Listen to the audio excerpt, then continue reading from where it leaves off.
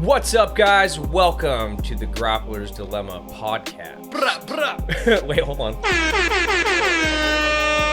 That's pretty funny. We have a soundboard now. We also have like Stone Cold's entrance music.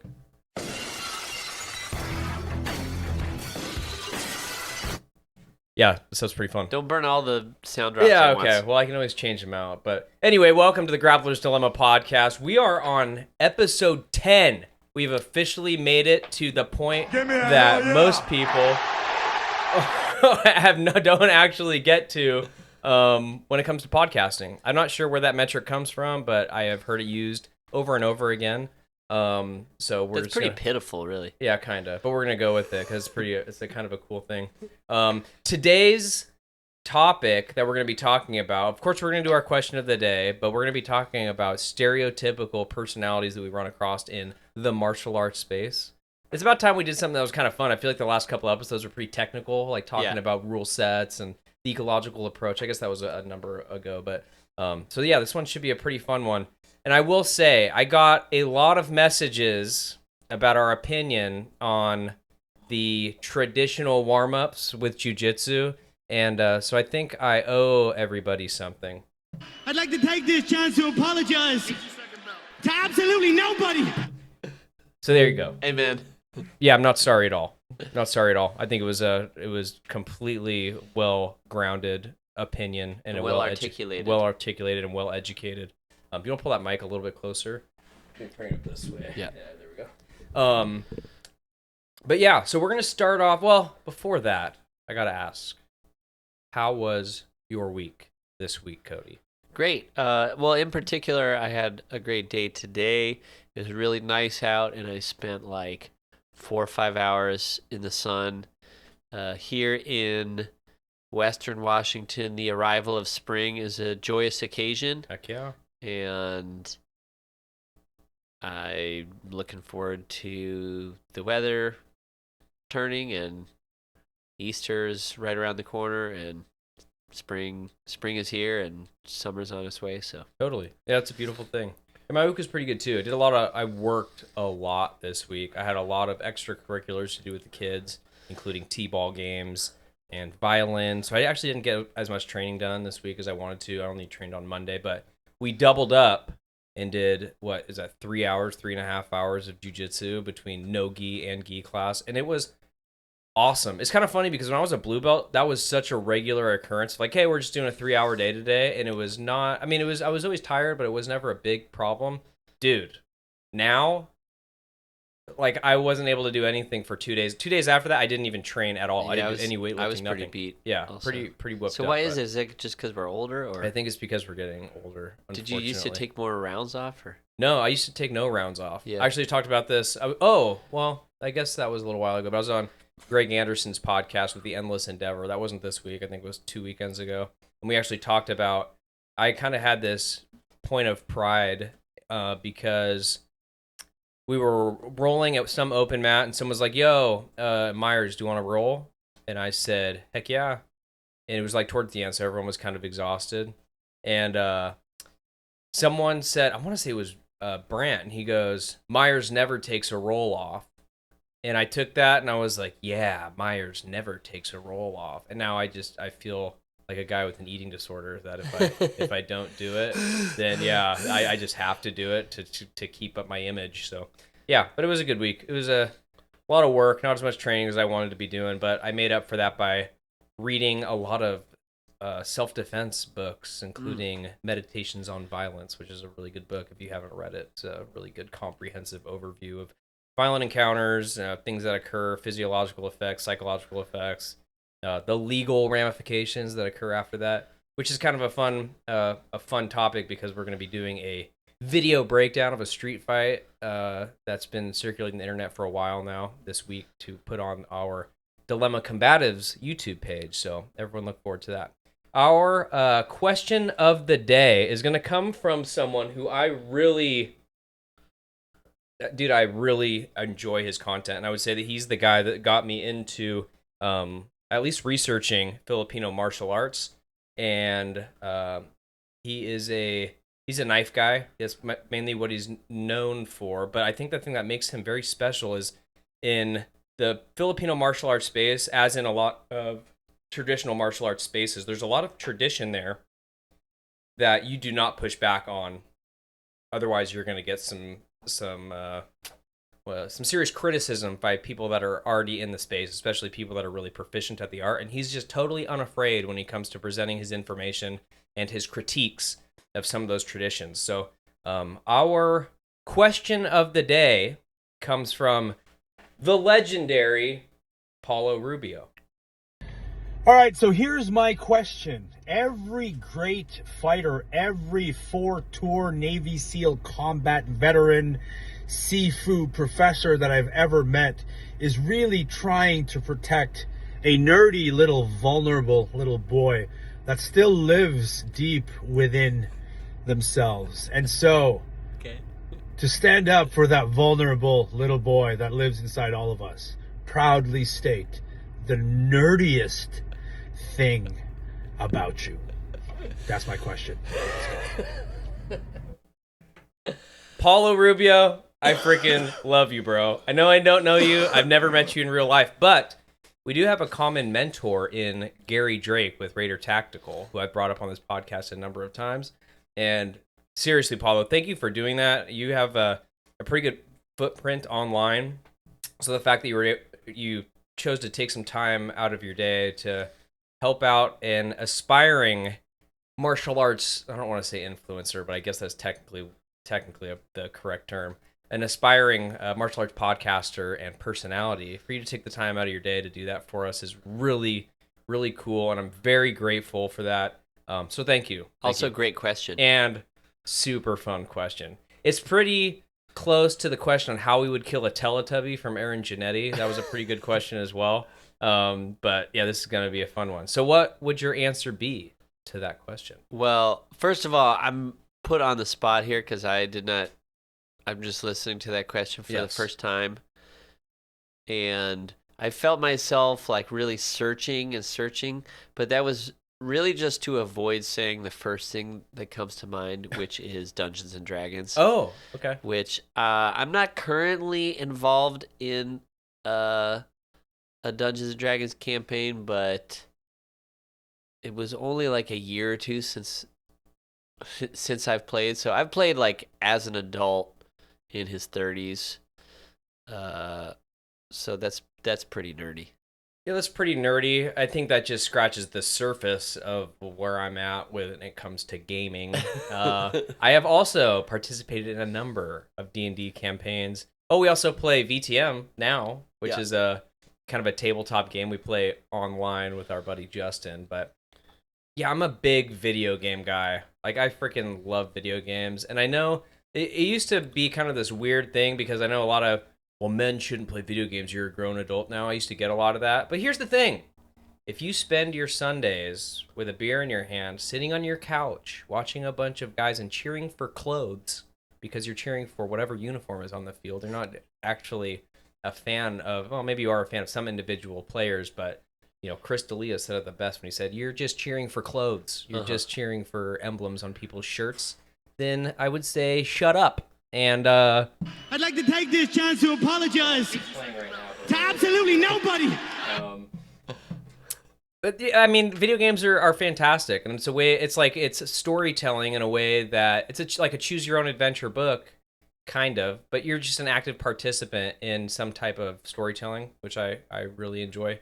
But I also, this is my second thought on this question, is that martial arts training and martial arts study is can be pretty nerdy in and of itself. We just spent we spent 30 minutes on the ground going over loop choke variations, and my daughter was down here with gi tops, and we're switching the gi top back and forth just so we can show different details and stuff.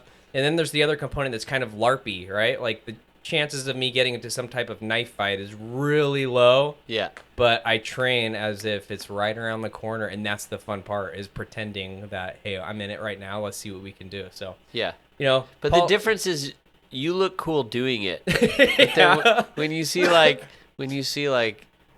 you know, nerds LARPing with like fake lightsabers or whatever, they don't they're not convincing. Yeah, So we're that's just true. basically just better actors than them. I would agree. Dude, style is everything. As my buddy Courtney Muse says, the number one rule of jiu-jitsu is look cool. Amen. Period. I'm like, that's exactly right. Close.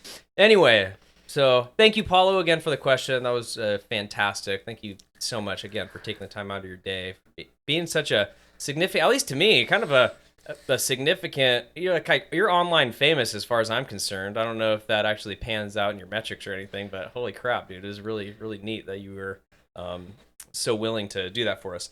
So again, our topic today, our main topic today, is going to be stereotypical personality types or archetypes that we find in martial arts training. So I'm going to throw over your number one. I'm going to throw the number one slot over to you, Cody. All right. Well, before we get into this, I would just like to say any resemblance to any person's fictional or otherwise is entirely coincidental. And this is all meant to be in good fun and not mean-spirited, not too mean-spirited. But you know who you are. Yeah. All right. So my number one, or my first personality I'd like to talk about is the Commando. Okay. Probably in terms of public figures, most exemplified by Jocko Willink. Okay. Tim Kennedy kind of comes to mind also. So we're talking about mostly former military guys, although it could be maybe some other type of first responder. Signs of the Commando are they're built different. Their bone structure is different than a mere mortal, such as myself. Jocko looks like an army action figure. Yeah. Yeah. I get exactly what you're saying. They own most of their accoutrement is tactical stuff. So they have tactical shoes. They're guys that probably agree with me about my flip-flop take, which also may have offended some people. But Yeah, I think that comment probably got more what's the word I'm looking for? More engagement than anything else that we've said in the podcast. That's hilarious. We've done like kind of racial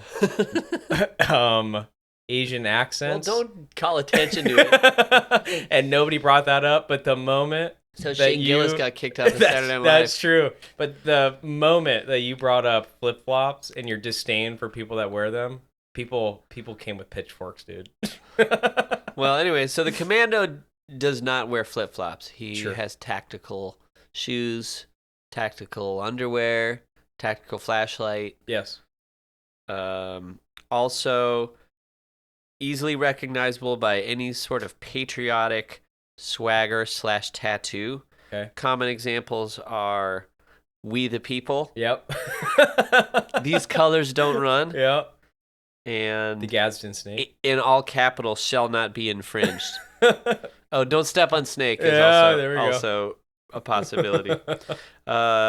One feature of the Commando is, although they're a great training partner, you're not ever sure if they like you or not, because they rarely smile or show any warmth or affection whatsoever. Recommendations when if they are a training partner of yours, however, is during open mat, avoid eye contact unless you're ready for war. Oh, that's very good. I can only think of a couple guys that fit that metric. I would say my good friend Greg Anderson is kind of one of those guys. Yeah. But he's also incredibly nice and he's gentle with people that he needs to be gentle with as well. Yeah. But I can think of... he was also an Army Ranger. I so can he's think sort of a couple military guys that I've trained with who sort of fit this category, but are all really great guys. But it's just funnier the way I describe it. Yeah, I agree. No, that's very funny. That was a good one. I kind of had something on my list initially that kind of resembled that, but I ended up going away from it. So I'm glad that actually made its way in. My number one slot was taking this isn't a very creative title, but it's The Guy Who Wishes He Was Asian. Okay. And this is a person who can be identified by someone who is completely obsessed with Asian culture. And not necessarily the authentic version of Asian culture, but almost an Americanized version of things like samurai culture. And they're always going to be using the Japanese terminology and have a really good grasp on the history of where certain techniques came from. And they'll often bunny trail techniques into Okinawa in some way because it is the birthplace of karate. And they will go. The Berimbolo was founded in Yeah, dude. by Rishiku Jinsei. Yeah, so I mean, fourth Dan black belt. You have that image in your head, and honestly, I was kind of this guy for a little bit. I am Filipino. For those of you that don't know, I know I don't look it, but there was a part of me that identified with that character when I listed it off as a person who has, an Oni tattoo and a samurai tattoo and the, Dao on my neck with some cherry blossoms. I thought it was cool because, judo, kendo, karate do, That is cool. It's pretty cool. I think it's a pretty cool tattoo. But this person also might be identified by his obsession with things like anime and Dragon Ball Z in particular. Studies a lot of Asian philosophy, like they might bring up a lot of the Tao Te Ching or a lot of those Eastern philosophies, and they would bring it directly in with their martial arts. Can I interject? Of course. Demetrius, Mighty Mouse Johnson, and Yuri Prohaska, if you're listening, just know that we love you. So at the end of this, I said, is Yuri Prohaska? Because this person, like Yuri, is clearly someone who, you're not a samurai. I can't remember who said that to him, but he does the hairstyle. He does a lot of this stuff that's kind of mystical in a way that you'd almost see it in some type of Japanese martial arts movie. So I think that he'd be a good identifier of that as a real world example. They also have a lot of idols like Bruce Lee. Bruce Lee is their almost like they've deified him, or some of these other people like Kano. Isn't that us? I mean, to a certain degree, I would say yes, but I've already suggested that I also identify with this to a certain point. So yeah, the guy who wishes he was Asian. I'm sure if you have one of those in your school, I would love for you to tag him in the comments because I'm going to clip some of these things into some shorts. Do you have any recommendations when training with the guy who wishes he was Asian, or interacting with him in general? Yeah, you're going to get a long way with this person by being as honorable as possible. And you get extra points that if you lose the roll, you immediately commit seppuku on your mats. So yeah, if you don't know what that is, then just and instead Google of it. high-fiving and fist bumping, you I think you prostrate and bow your head all the way mat. down. Or if you do like one of these hand to fist things and do one of those, I Yeah. think that's also an acceptable gesture. I have been known to do that. Well, I borrowed. Avery made fun of me for this. Avery's my younger brother, and I was doing like this bow where you kind of bring your hands up and then bring them down to your sides as you're bowing onto the mat, and that was something I stole from seeing Kyokushin guys do it. I was gonna say it's very karate. Yeah, and I was like, that's so sick. I'm just gonna steal it, and it's supposed to signify either a tightening of the belt, some people say, or os actually is utilized a lot in Kyokushin, which is shorthand. There's a few different schools of thought on where that came from, but a lot of guys attribute it to Kyokushin, meaning osu no saishin, which means to push through resistance. And so it's this idea of breaking through the resistance before you step onto the mat. See, I always thought it meant the ninja in me bows to the ninja within you. Yeah, like your version better to a certain degree, but Well, I want to say too, I love the covered fist, I do too. because from what I understand, it's like it's showing that you have the capacity for violence, but that you are showing restraint. Like sheathing it. Yeah, it's like a sheathed sword. Yeah, which is it's actually the definition of, okay, I got this from Jordan Peterson, but like the definition of meek is someone who can wield a sword but chooses to keep it sheathed. I don't know if that's true, but it sounds good. But it sounds really good. Number 2 for All you. right, I've got the Tasmanian Devil. Okay. So this person is almost always a white belt. They either generally do not make it to blue belt, or they sort of grow out of this type before. Okay. This is maybe less of a personality type and more of a rolling type. Yes. But I thought it was worth mentioning. The Tasmanian Devil gets a better cardio workout than anyone else in the gym. And this is mainly because they think the proper counter to every move is some form of a somersault. Typically, they'll make about 200 mistakes in a round, and then at the end of the round, they'll ask you, "So what am I doing wrong?" while you're trying to gasp for breath after the pace of such a wild round. But one of the advantages is you don't need a lot of technique because to defeat this opponent, because they'll basically sweep themselves. Okay. Very often. So if you just like protect yourself from flying elbows and knees and act like you're threatening stuff, then they'll make mistakes that you can capitalize upon.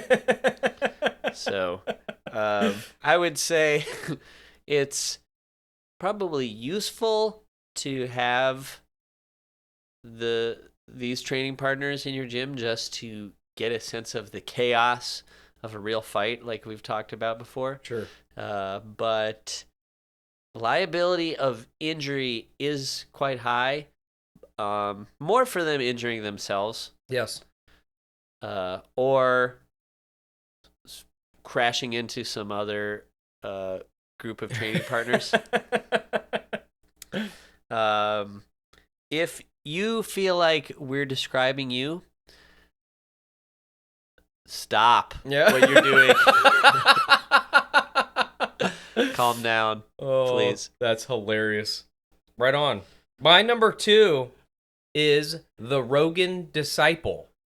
And the Rogan Disciple started Jiu-Jitsu because he heard about Jiu-Jitsu on the world's biggest podcast, which is the Joe Rogan Experience. The great evangelist of Jiu-Jitsu. Yes, the great evangelist of Jiu-Jitsu. He's spreading the good news. And he, this person constantly references people that have been on the podcast. He references the show constantly, utilizes techniques that he heard about on the show. And this is the person that they got into it specifically because of the Rogan sphere and all the people that are in that circle.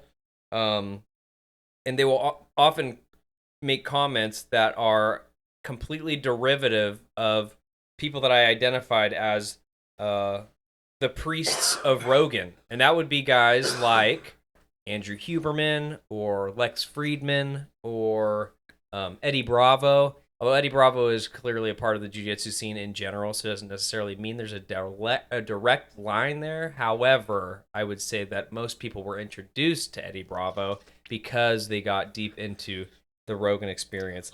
I think that smelling like weed is probably a good indication, as well as this person's into Joe Rogan. That's kind of they will definitely talk about the fact how weed enhances the experiment of jiu-jitsu, which I can appreciate that point to a certain degree, but I don't think it's something that you should be utilizing before every training class. Don't do drugs, kids. In the parking lot. All right. And again, if you think that's you, stop. I'm so sick of leaving rolls smelling like a dime bag because you can't control yourself.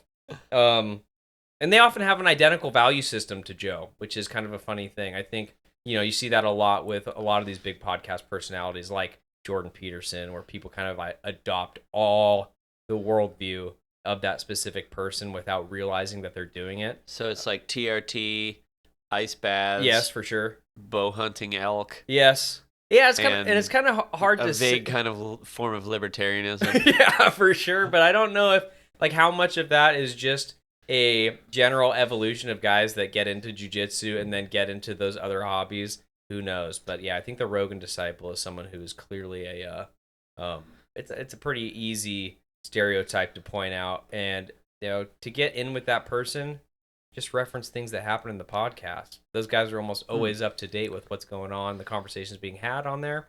The more you can cite that kind of stuff, the more of a you're going to enhance your relationship with that person.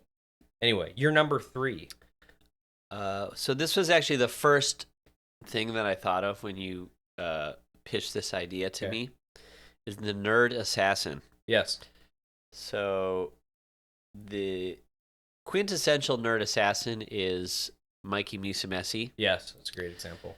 The nerd assassin is a trained killer who wears a kind of everyday camouflage that makes him look like a computer science major who does data analysis for Amazon. Mm-hmm. In fact, he may be a computer science major who does data analysis for Amazon. But in reality, he is someone who makes you want to demote yourself after training with him, or perhaps quit jiu-jitsu entirely. Sure. So I would say don't follow on this impulse. You just have to accept that looks can be deceiving. And we all have different attributes, and there's not one body type necessarily that is the best for jiu-jitsu. And the nerd assassin, he may look like he has noodle arms, but it's actually just he has bony blades that make his chokes hurt way more, and he uses that to his advantage.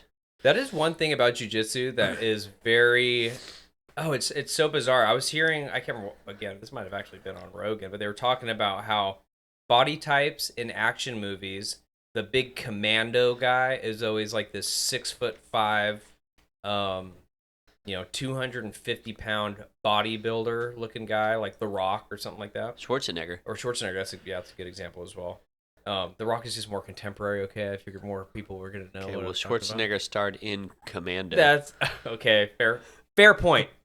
Anyway, but you find that when it comes to like combat athletes, other than maybe like Phil Baroni, Ken Shamrock, like those guys had that kind of a build, but not a lot. Like a guy like Oliveira, if you were to see that guy just walking around the street with his shirt on, you wouldn't look at him and thinking that he is some type of physically imposing figure. Yeah. Right? Or even a Damian Maia. So I think that one thing that's kind of cool Brandon about... Moreno. There you go. One thing that's kind of cool about jiu-jitsu in general is it really does shake your worldview when it comes to figuring out who is truly a savage and who has a serious capacity to be able to do violence to you against your will. So yeah. And there's a fun dynamic when...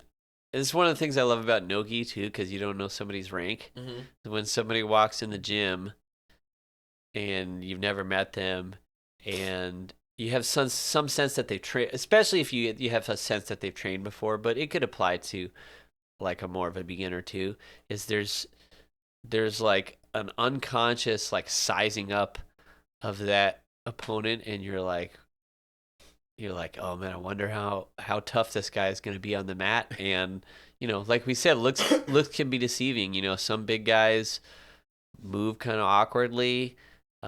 Some smaller guys are way stronger than they look, or just they're so technically advanced that it makes them really difficult. And so sure, it's sort of a fun thing that happens. And then I think like, you can take that Terminator brain and carry it out onto the streets unconsciously, and you just start like sizing up every dude that is in the grocery store.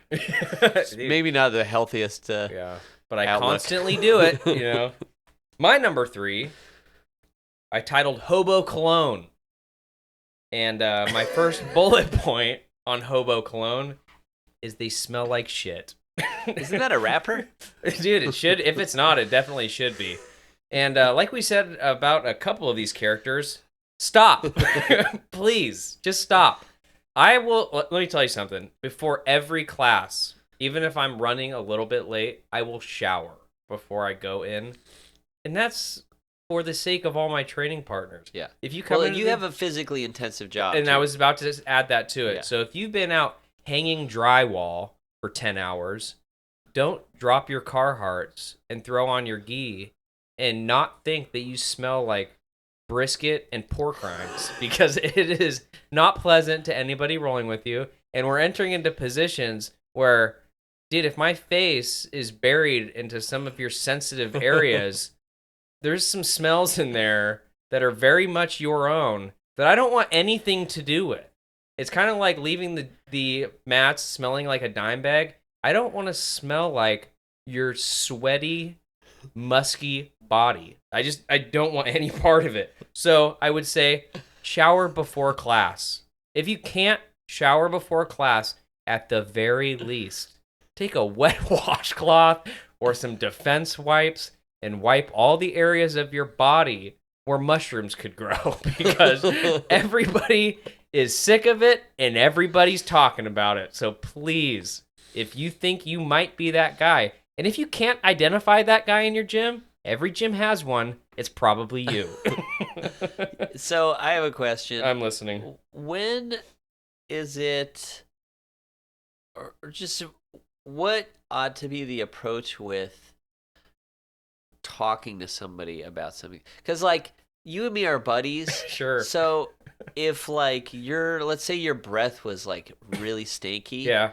I would just, like, pull you aside and tell you. Sure.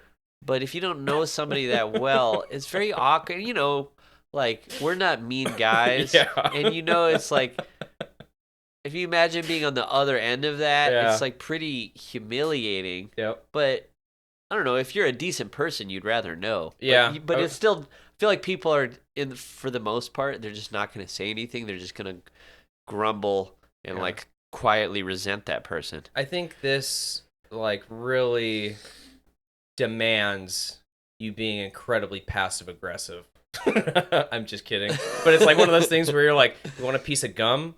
You're like, no, thank you. No, here. No, seriously. You got to try this for gum. you. And then they take the gum, and then you don't take a piece for yourself. And it's like, oh, shit. All right, well.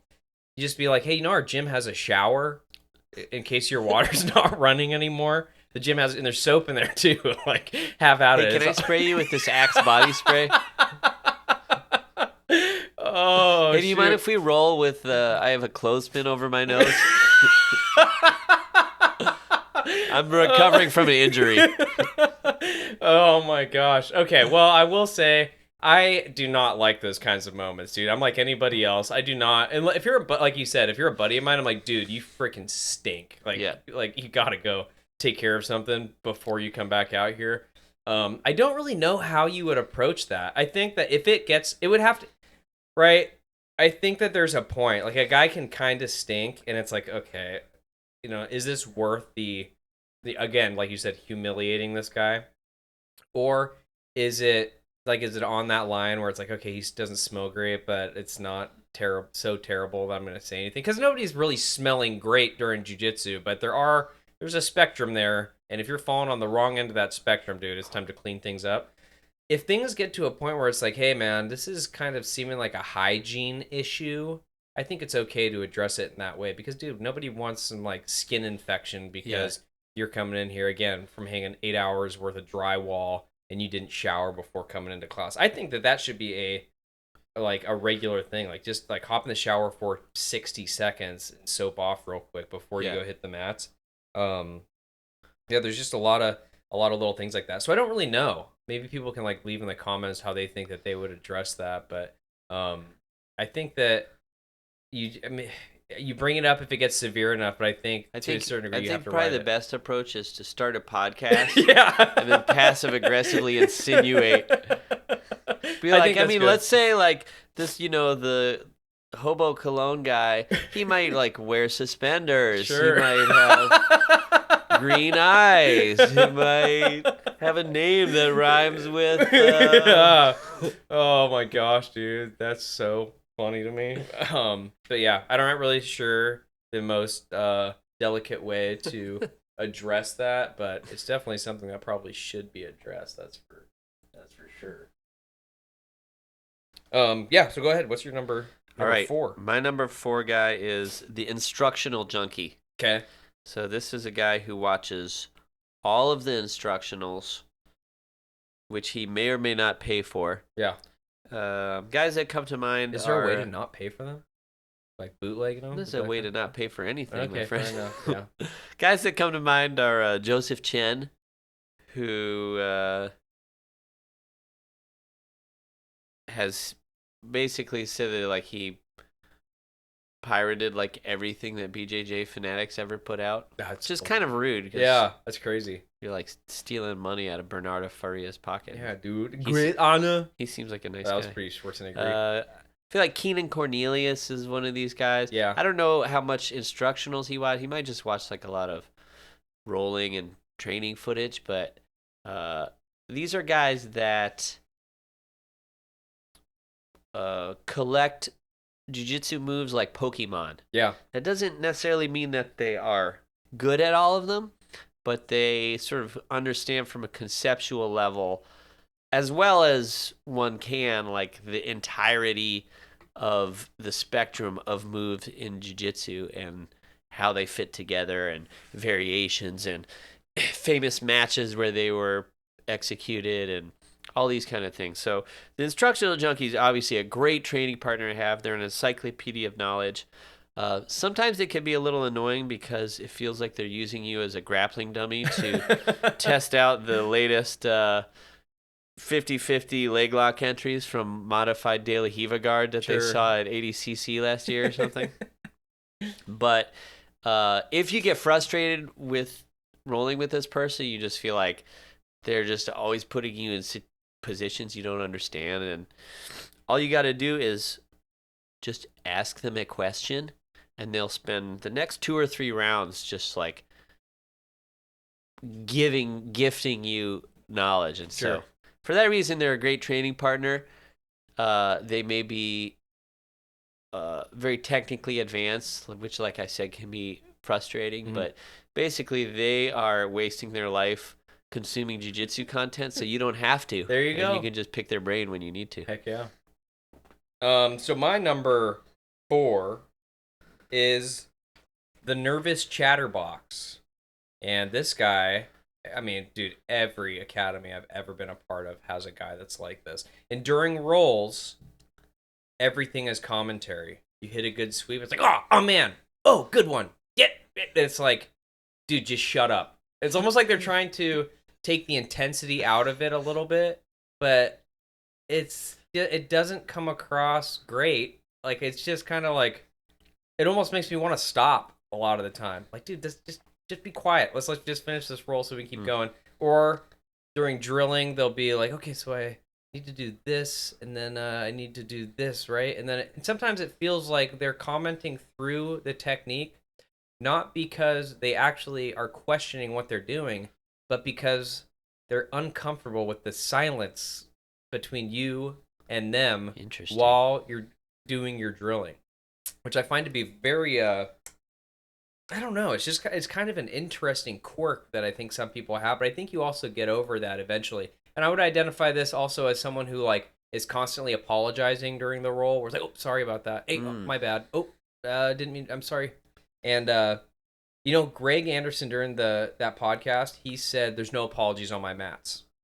And right, if it's something like, you know, the infamous Jaeger leg break, I think it's okay to be like, hey, dude, like, sorry, even though it wasn't, you know, it's not your fault, but it's like, hey, sorry that happened, kind of a thing. Or, you know, Greg's philosophy is, if you stab me in the eye with a finger or you kick me in the nuts, then you're allowed to apologize. But if there's some type of incidental contact where you bump me in the head or you grind a choke across my face or something like that, there's no apologies on my mats. And I think that that's probably a pretty good policy. Although I do understand, especially from new guys, that they might not understand that, hey, dude, this stuff, it just happens, like heads collide. I think it's just unconscious. Yeah. You know, I had that match about a month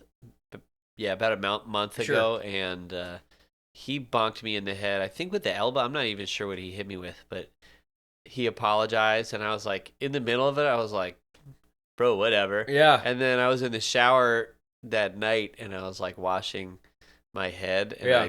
I touched this Huge lump on my goose egg, forehead, and yeah. I was like, oh, Yeah. ouch. That was big. Yeah. That was a pretty gnarly mark. So it's and- kind of funny, like in a match to apologize, but you know, at the same time, it's like he's not. He didn't wake up that morning thinking I'm going to elbow somebody in the Sure. face. So I do sort of appreciate the sentiment, but And I think that I understand where Greg's coming from too. there's a way of being excessive about it, I think, is what it comes down to. Because even me during rolls, dude, especially if it's a new person who might not be used to that kind of contact, and I just want to make sure that they understand that I'm not trying to be malicious with certain things. Like, hey, I didn't actually mean to like clip you with that or whatever. But you know, it can get to a point again where it's so just egregiously over the top that it's like, all right, dude, like we're rolling. This is these little bumps are just gonna kind of happen. So like, let's just go from there. Yeah, this is I also. think I'm not going to speak for Greg, but speculating, maybe he's like concerned about not overly nerfing jiu-jitsu because you know making it too much of a sport and then sort of taking away he elaborated on that by saying aspect. It's like, hey dude, if you are grappling with someone in a parking lot, we don't want to train our brains to take this little pause, even if it's just momentary, when you catch a little bit of an elbow to the side of the head or give one. You don't want to like think about that, so just like kind of roll through. A great example is when you're in side control, if you posture up a little bit and you sometimes will like take a knee to the face. Sure. I always think of that as like, well, that's my responsibility to protect myself. Yeah. Because I'm in the dominant position and they're trying to get out. Yep. And also, you know, if this is a fight that's like an untrained person, probably one of the main things they're going to try to do is knee you in the face. Sure. So. Yeah, and you know, this is also coming from me, who I've told in the previous podcast, where I threw the guy in competition, and then I was like, "Are you okay?" when he hit the deck, because I heard the soul leave out of his nose and mouth like a Dementor was sucking his spirit away. Was that a Harry Potter reference? It was a Harry Potter reference. Hey, I dude, think that's the nerdiest thing nerdy things about us. Yeah. But no, so like I do get that, but like when it comes to like the unnecessary chatter during drilling, I don't know. Like you and I will have conversations while we're drilling. Yeah, and, I did actually feel personally attacked at the start of your. Well, you should. So I would say stop doing that. But no, I think there's just I have a few like instances in my mind where I'm just like, dude, just like let's just keep going, or hey, we don't need to talk through. You don't need to commentate our 5-minute roll. Like let's just get it in. So anyway, that was my number 4. What's your number 5? Okay, my number 5. Little similar to the Joe Rogan acolyte. Okay. What did you call him? The Rogan disciple. The Rogan disciple is the Dude Weed Bro. Okay. AKA the Stoned Ape. Okay. Easily identifiable by the smell of cannabis. If not on their person, once they start to sweat. Yeah. Then it's coming out bad. It's contained in their fat cells, as I understand. If they are your drilling partner for class, a lot of times when coach says, all right, you know, I'll put on the timer, let's go, they're usually going to ask you what coach just showed because they were totally spaced out. Dude, sometimes I do that when I'm sober. In general, they're a great training partner because they are not overly intense, but they will usually put a good pace on you, and you know, there's probably arguments for and against what you were talking about in terms of cannabis as a performance enhancer in jiu-jitsu.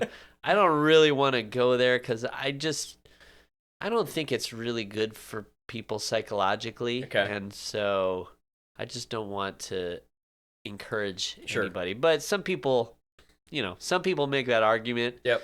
And there may be something to that for some people. Sure. And so when you train with this person, it's like, typically you're going to have a lot of exchanges, a lot of technical exchanges, which for me is what I like.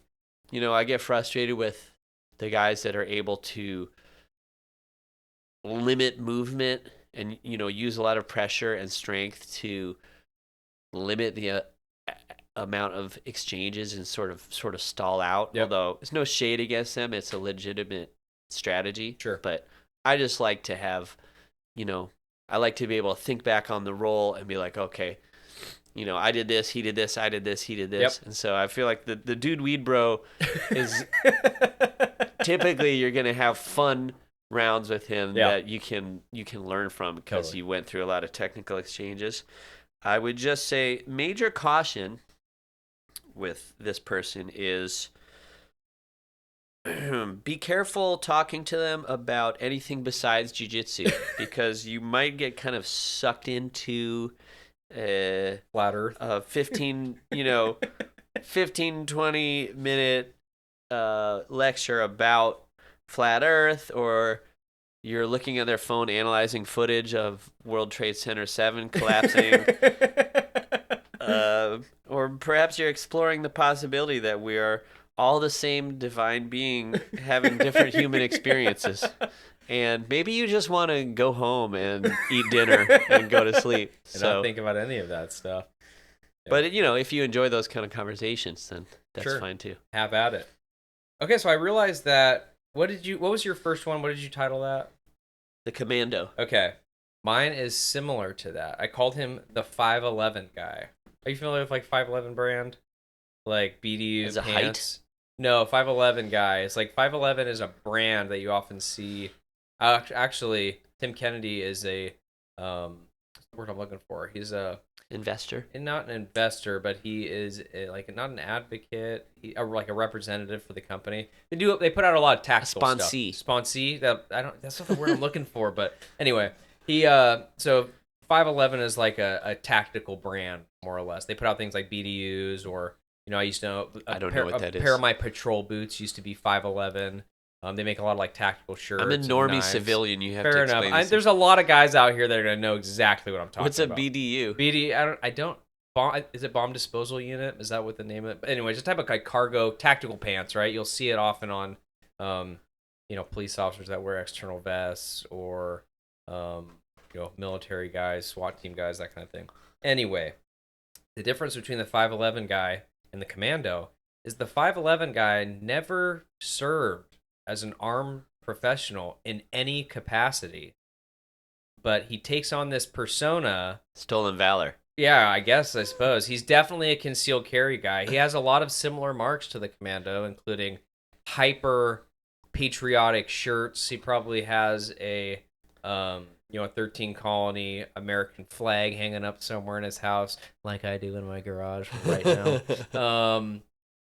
He is constantly talking about things like government corruption. I guess there's probably some overlap there with the dude weed bro, which is kind of hilarious. And the Rogan. And the Rogan disciples.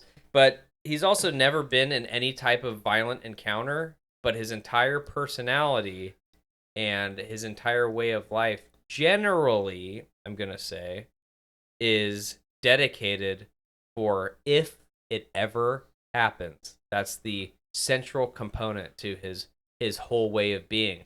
On the flip side, there's also the guy that has all of that, all of those same sentiments, but focuses on the wrong stuff. So he's 150 pounds overweight, so he can't use an inside the waistband concealed carry holster. So he's forced to either carry some type of ankle rig, which he can't really reach that well, or open carry most of the time.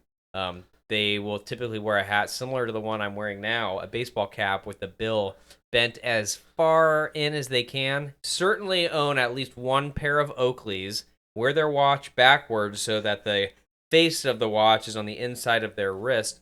And jiu-jitsu is really just a way of simulating murder in the truest sense and want nothing to do with the sport aspects of grappling. I actually don't have many of those guys in my life now, but you also see a lot of rookie police officers kind of falling into that, which I would say that I kind of did a little bit, to a certain degree. But yeah, that guy's a very fun person to be around generally if you're into having those types of conversations. Well, as in order to wrap up, Yes. I have an idea for a segment here. Yes. So let's just list. Can you list all of your types real quick? Yep. Stand by. I just threw. Okay. So, my number 1 is the guy who wishes he was Asian. Number 2, the Rogan disciple. Number 3, hobo cologne. Number 4, the nervous chatterbox. And number 5, the 5'11 guy. And I've got the commando, the Tasmanian devil, the nerd assassin, the instructional junkie, and dude weed bro, aka the stoned ape. Nice. Of those 10 types, I know there's some overlap. Which one do you fit in? I knew this was going to come up because I thought this was going to would be a fun question to ask at the end. Oh, man. That's kind of a tough question. If I were to put myself in a box, dude, I think I would put myself into the guy who wishes he was Asian. But I don't actually wish I was Asian. I just like all of the stereotype characteristics of like a Japanese samurai. I have a lot of like books next to my bed, like the Bubishi, which is like the karate Bible, and a bunch of different books on Budo, which is the way of war, like samurai culture. You have a pretty sick samurai rash card too. Yeah, I do. I haven't worn that one in a while. I'm not a big fan of the long sleeve, but yeah, I got that clearly because I was like, long sleeve's the way to go, bro. Well, I don't agree. Dude. Less, I got tattoos less chance already. to get so. ringworm on you. Yeah, that's true. That's true. But I also don't wear a rash guard under my gi most of the time, dude. I go full Brazilian style. That's true. But it's because there's so many components to what I said. Like, dude, I mean, I've had this conversation with you before. Yuri Prohashka is like one of my favorite fighters out there right now, and it's because of the it's just because of his sentiments and like really embracing like traditional. Well, it's the way he fights. Too. Yeah, and the way he fights, but like embracing this those idea. Are a big overlap. Yeah, but being like a true traditional martial artist. Yeah. So I think that's why I feel like I fall into that camp because I'm not like an anime guy or anything like that. You know what's funny is it's like in martial arts, like I both love the guys that don't take it all that seriously, like a Craig Jones or Mighty Mouse. I don't want to say that he didn't take fighting seriously, but he's just a laid back guy and he's lighthearted seeming. I'm sure he doesn't like to lose, but he doesn't seem like so I don't know. He's not Yuri Prohashka. Yeah, so like invested he's not like doesn't have this emotional investment in it. At least from the outside is what it looks like. But then I also love the guys that take it way too seriously. Yeah. Like Yuri Prohashka. Yeah, I love it. How about you? Yeah, as for me, can you read yours off? Yeah, dude. One more time. I said the guy that wishes he was Asian, the Rogan disciple, hobo cologne, which I think that one's you. Nervous chatterbox. This is how you tell me? And the 5'11 guy. Yeah, see, I feel there's a little bit of nervous chatterbox in me because I like to talk, but I don't think I need to talk. Sure. Like I can have an intense round with no talking. There's a little bit of the guy who wishes he was Asian in me also, but I'm probably the instructional junkie. Okay, no, I could see that. Yeah, I was really thinking of somebody else that we train with. You probably know who it is, but although I don't really watch instructionals, I mostly just a lot of YouTube, but okay. I do try to keep up with, like, I want to know about all of the moves. Yeah. If not, doesn't mean like they're all things that I'm good at. Yeah. And I just want to be able to like be that encyclopedia, and I probably invest way too much time in that. Yeah. It's kind of an interesting thing because today I was, again, we have this video that we're going to be doing, and it involves a heel hook and heel hook mechanics and breaking mechanics off that heel hook. And I watched a lot of videos on guys teaching the heel hooks, and everyone there's similar mechanics because there's certain things that you need, right? You need a base, you need a fulcrum, you need a lever in order to make this stuff happen. So all those components are always going to be there. However, a lot of the details, even as far as foot position goes, people were teaching just slightly different things, which I find to be the fun part of instructionals. When it's like, at first I was like, well, who am I supposed to trust? And then I had this realization. I was like, well, what works for you? Like, what allows you to get this stuff done? But also to take an eco mindset, they would say it's about what are you trying to accomplish mechanically instead of where should your limbs be aesthetically, which I do think is a useful way to think about it. I think that's a perfect heuristic, and that's kind of what I walked away with. Yeah. So we got 5 minutes left. Do you have your topic for next week? Yes. You do. So I actually want to revisit an old show topic. Okay. And maybe go a little deeper. So I want to come back to the self-defense question. Oh.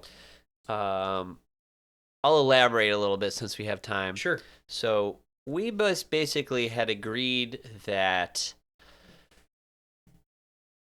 the fundamentals of jiu-jitsu essentially are, you could look at that in different ways, but I think for us we agreed that the fundamentals are those things that would work in a fight. Yes. And that from both a marketing standpoint and just in terms of giving somebody a good introduction to jiu-jitsu, that a good beginner curriculum would involve more of a self-defense focus and less of a sport focus. Yes. And so I would like to just get into the weeds in terms of what specific techniques would we prioritize, or skills, or however you want to think about it, for that kind of curriculum. Okay. And since we have been talking about actually trying to do something like this at our gym once a week, start to have that conversation about what does a beginner self-defense curriculum for jiu-jitsu look like. That is awesome.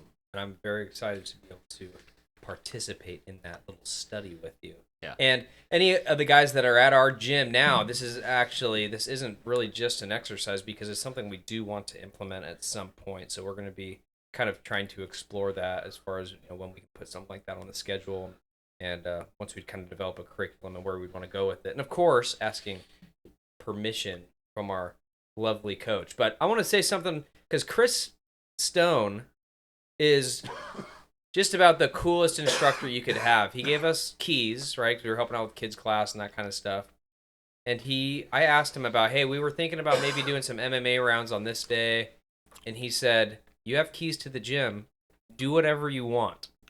And I thought that was such a cool thing. I felt, I was like, wow, he really trusts us to go in there and utilize his mat space. Yeah, just clean up after yourself. Yeah, just like wipe down the mats, right? And don't touch my nunchucks. Yeah, Cody, don't touch my nunchucks. But yeah. So Chris, if you end up listening to this, we really do appreciate you as a coach. Anyway, guys, that's going to be it for episode number 10. That was a fun episode. That was one of my favorite episodes we've done so far. I haven't laughed I think we probably offended every single person that we train with. Yeah, probably. But, well, part of jiu-jitsu is about developing physical toughness. So this was sort of an exercise in emotional toughness. it would be the highest form of flattery for people to use these terms when talking shit about our training partners. Let us know which type you are, or which types that we may have missed. Yeah, I would sometimes get a that we kick may out have of that. missed. And then if you think, whoever you think Hobo Cologne is, go ahead and just tag him down in the comments. This has been episode 10 of the Grappler's Dilemma podcast. If you want to reach out to us with any questions, comments, concerns, pisses, moans, groans, rumors, we are on Instagram. That's going to be at the Grappler's Dilemma. We also have an email, which I plug every episode and nobody uses. All I do is get Buzzsprout updates on there. So the email is thegrapplersdilemma@gmail.com.